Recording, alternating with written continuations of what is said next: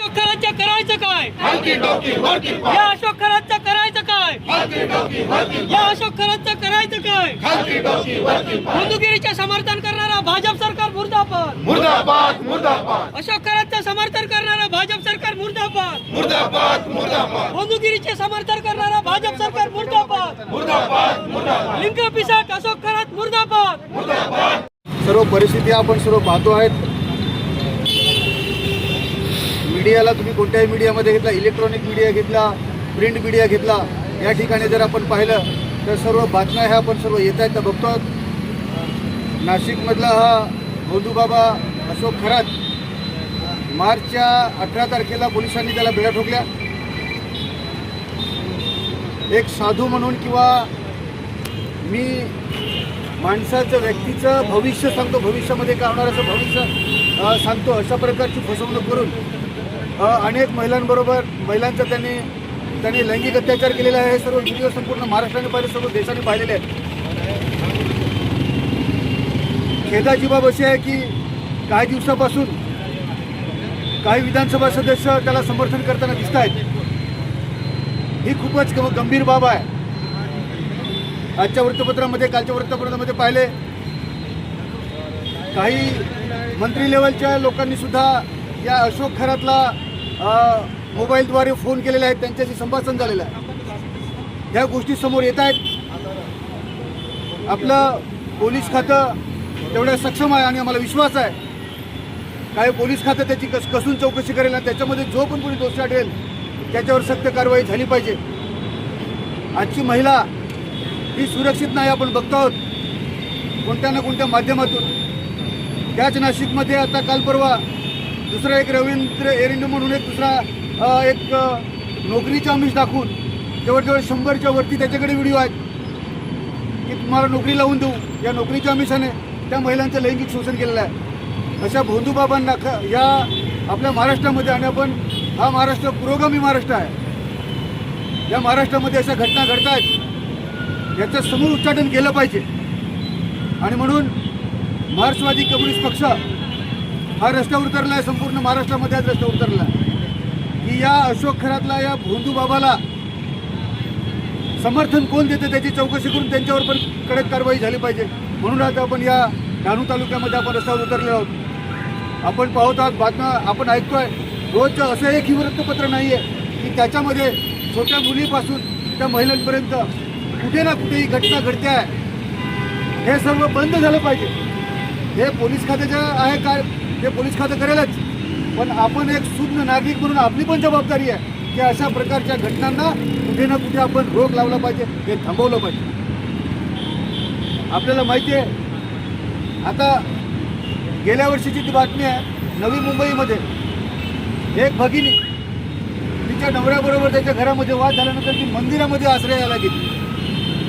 आणि मंदिरामध्ये आश्रयाला गेली का म्हणजे देवाच्या नावाने हे काय चाललेलं आहे, त्या मंदिरामधल्या पुजाऱ्यांनी त्या भगिनीवर लैंगिक अत्याचार केला. हे सर्व घडत आहे. मोठमोठे बाबा तुम्हाला माहिती आहेत, गुरमीत राम रहीम तो बाबा, आसाराम, हे मोठमोठे बाबा जेलमध्ये आहेत अजून, आणि खाली त्यांची पिलावळात आहे, धंदे करायला लागलेली आहे. याच्यावर जनतेनेच रोख लावला पाहिजे.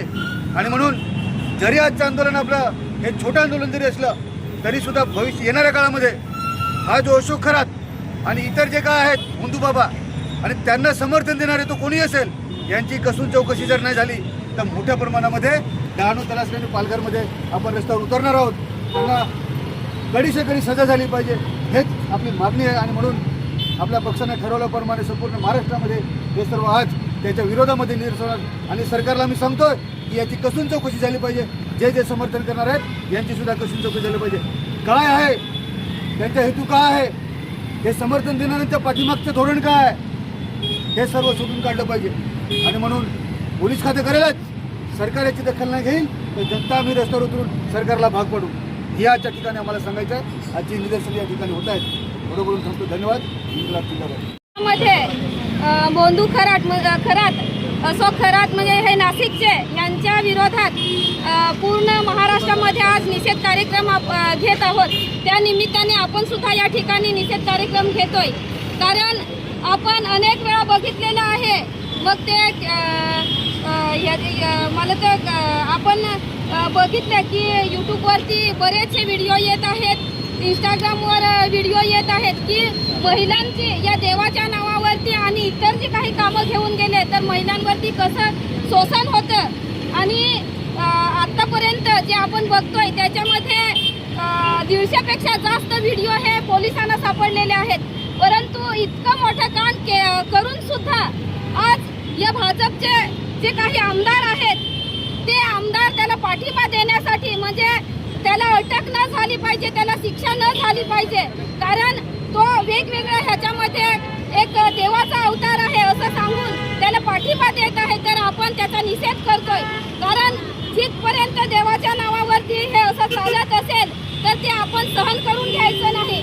म्हणून पूर्ण याच्यामध्ये जर या अशोक खरातला शिक्षा झाली नाही तर आपण येणाऱ्या काळामध्ये याच्यापेक्षा जास्त मोठ्या संख्येने आपण रस्त्यावरती उतरायचं आहे आणि त्याला शिक्षा करण्यासाठी या सरकारला आणि पोलीस प्रशासनाला आपण भाग पाडणार आहोत.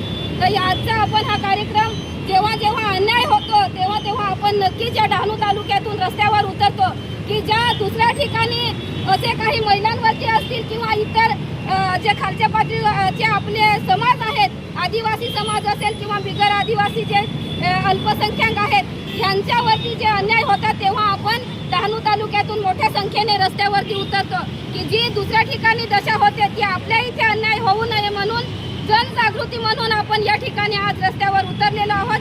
येणाऱ्या काळामध्ये अशोक खरातला जर शिक्षा झाली नाही तर नक्कीच आपण मोठ्या संख्येने रस्त्यावर उतरू. एवढंच सांगून मी माझे 2 शब्द संपवते. इन्कलाब जिंदाबाद.